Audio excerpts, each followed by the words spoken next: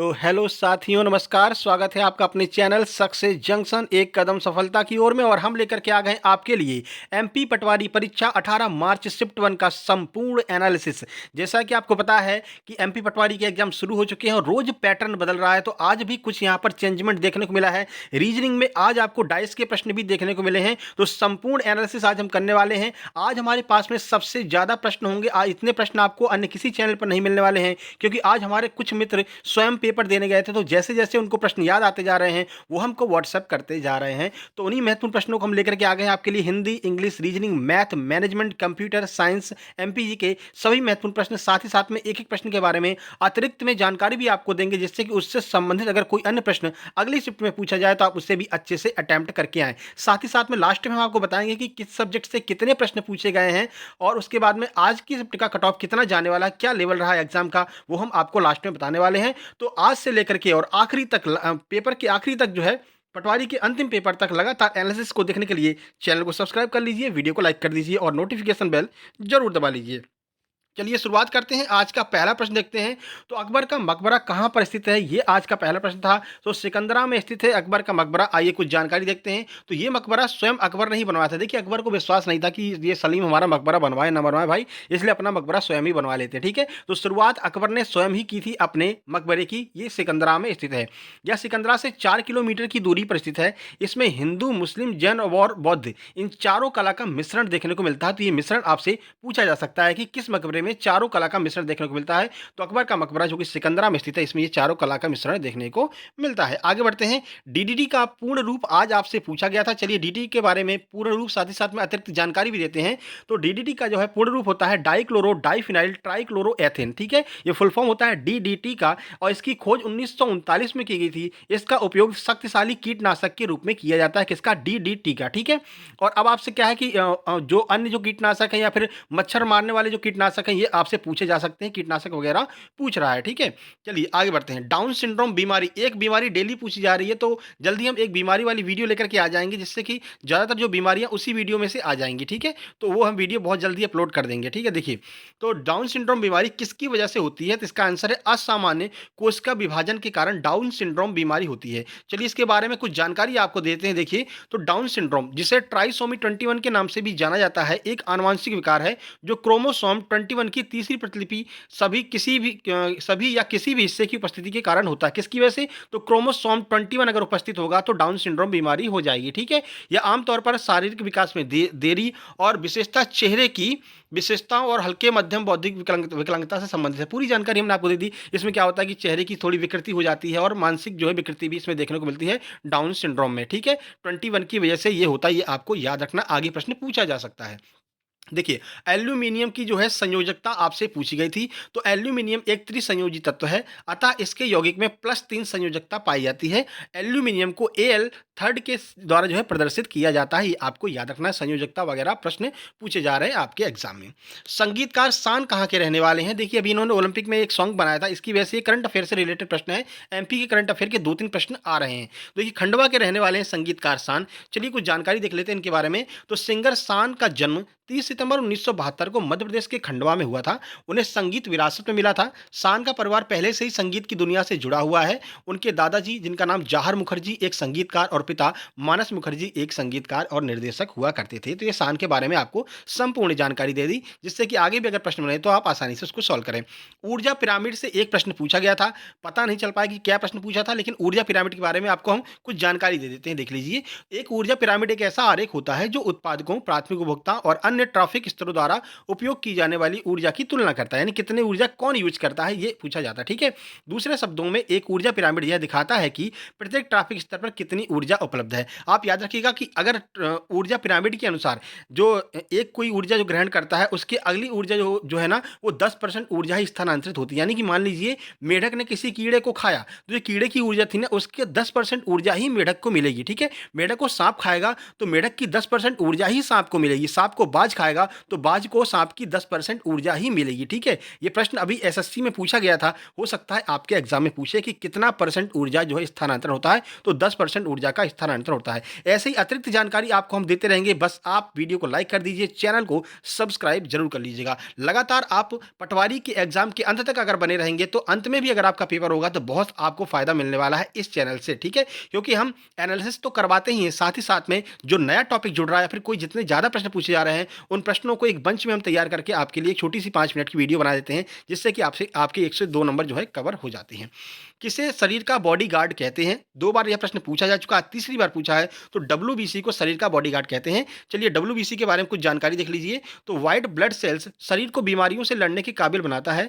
जब मानव शरीर पर बैक्टीरिया या फिर वायरस हमला करते हैं तो हमारे खून में मौजूद सफेद रक्त कोशिकाएं उन्हें उनसे जो है डटकर सामना करती हैं, जिन्हें लिम्फोसाइट कहते हैं। तो सफेद रक्त कोशिकाओं को लिम्फोसाइट भी कहते हैं। ये जो है वायरस से लड़ती हैं, इसलिए इन्हें डब्ल्यूबीसी को जो है शरीर का बॉडीगार्ड कहा जाता है। चलिए, मोहनजोदड़ो को किस अन्य नाम से जाना जाता है? तो मोहनजोदड़ो को मृतकों का टीला भी कहा जाता है। ठीक है, चलिए मोहनजोदड़ो की खोज किसने की थी, पूछा जा सकता है।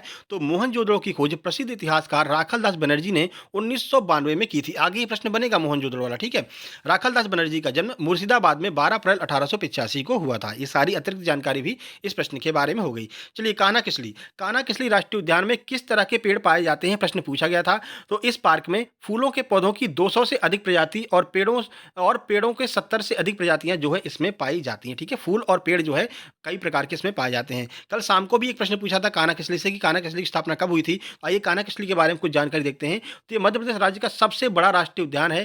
कान्हा जो राष्ट्रीय उद्यान 1 जून 1955 को और बाघ अभ्यारण्य 1973 में घोषित किया गया था। प्रश्न बनेगा कि कान्हा को बाघ अभ्यारण्य कब बनाया गया था, राष्ट्रीय उद्यान कब बनाया गया था। तो याद रखिएगा 1973 में बाघ अभ्यारण्य और 1 जून 1955 को उसको राष्ट्रीय उद्यान का जो है दर्जा दिया गया था। ठीक है, आगे बढ़ते हैं। फिल्म इंडस्ट्री के निर्माता किसे माना जाता है? अब ये समझ में नहीं आया कि कौन से फिल्म इंडस्ट्री की बात की गई है, लेकिन ये प्रश्न आया था कि फिल्म इंडस्ट्री के निर्माता किसे कहा जाता है। ज़्यादातर लोग यशराज चोपड़ा को कहते हैं। अब इसके बारे में कुछ ज़्यादा जानकारी अभी तक मिली नहीं है। ठीक है, क्योंकि प्रश्न ही सही से नहीं आ पाया है, केवल इतना बताया गया है कि फिल्म इंडस्ट्री के निर्माता किसे कहते हैं। ठीक है, चलिए मृदा प्रदूषण आज पूछा गया था, तो मृदा प्रदूषण किसकी वजह से होता है ये पूछा गया था। चलिए पूरी जानकारी आपको बता दें यहाँ से, इसमें से ही कोई भी आपका जो है ऑप्शन दिया होगा। तो मृदा प्रदूषण मृदा में होने वाले प्रदूषण को कहते हैं। यह मुख्यतः कृषि में अत्यधिक कीटनाशक का उपयोग करने से। प्रश्न ऐसा था कि मृदा प्रदूषण क्यों फैलता है, तो याद रखिएगा कृषि में अत्यधिक कीटनाशक का उपयोग करने से मृदा प्रदूषण फैलता है। ठीक है, चलिए उपयोग करने से या ऐसे पदार्थ जिन्हें मृदा में नहीं होना चाहिए उसके मिलने पर होता है, जिससे मृदा की उपज की क्षमता में बहुत बुरा प्रभाव पड़ता है। इसी के साथ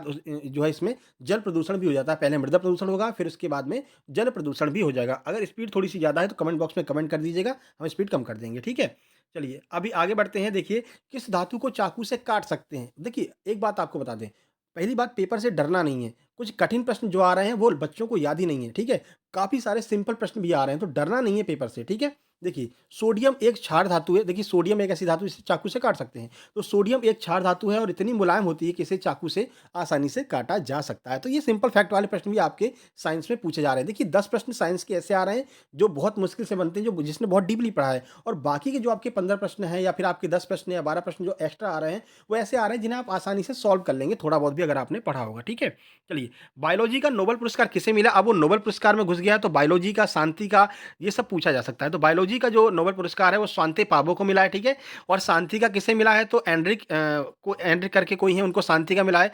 बल्कि हम एक वीडियो बना देंगे, आपको नोबेल पुरस्कार आपके बिल्कुल याद हो जाएंगे। ठीक है, ट्रिक के द्वारा हम आपको याद करा देंगे। चलिए आरबीसी का जीवन काल पूछा था, तो आरबीसी का जीवन काल 120 दिन होता है। और आरबीसी का काम क्या होता है पूछा जा सकता है। तो आरबीसी का काम होता है ऑक्सीजन का परिवहन पूरे शरीर के अंदर करना। ठीक है, आरबीसी को रेड ब्लड कार्पल्स भी कहते हैं।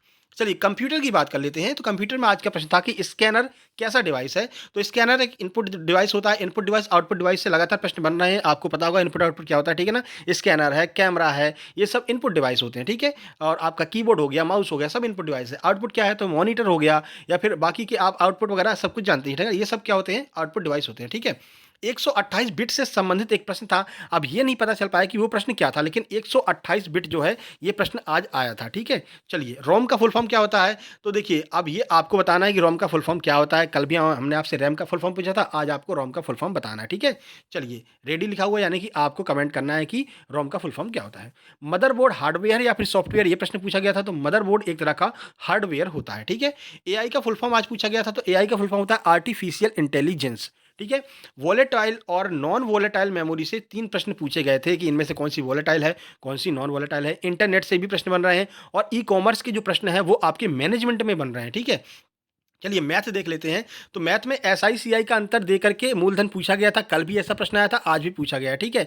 प्रतिशत के आज 3 प्रश्न थे। ट्रिग्नोमेट्री और मेंसुरेशन का एक भी प्रश्न आज देखने को नहीं मिला है। क्या आपके पेपर में था? अगर था तो कमेंट बॉक्स में कमेंट करिएगा, ठीक है। नंबर सिस्टम के 3 प्रश्न थे और बहुत कैलकुलेटिव पेपर अब बनाया जा रहा है, ठीक है ना। चलिए, समय और कार्य के 4 प्रश्न थे जिसमें कि अल्टरनेट वाला डेली आ रहा है। अल्टरनेट जो है एक दिन ए करता है, एक दिन बी करता है, ऐसे करके जो है ए प्लस बी बिल करके कुछ दिन करते हैं, बी प्लस सी कुछ दिन में करते हैं, ऐसे प्रश्न लगातार देखने को मिल रहे हैं, ठीक है। रेलगाड़ी के 2 प्रश्न थे और समय और दूरी के भी 2 प्रश्न आज पूछे गए थे, ठीक है। बार ग्राफ की बात करें तो बार ग्राफ यानी कि डीआई के 5 प्रश्न थे, लगभग 7 से 8 प्रश्न डीआई के देखने को मिल रहे हैं। आज बार ग्राफ पूछा गया था, ठीक है। आगे बढ़ते हैं। समकोण त्रिभुज का भी एक प्रश्न आया था और दशमलव से जोड़ने और घटाने वाले प्रश्न पूछे जा रहे हैं कि बहुत कैलकुलेटिव जो है पेपर आपका मैथ का बनाया जा रहा है, जो कि आपका टाइम कंज्यूम ज़्यादा कर रहा है। आइए देखते हैं कितने प्रश्न आए हैं। मैनेजमेंट की बात करें तो मैनेजमेंट से वही गिने चुने टॉपिक हैं और कुल 15 प्रश्न ही मैनेजमेंट के पूछे जा रहे हैं। प्रश्न बनाएंगे कहाँ से मेरे भाई?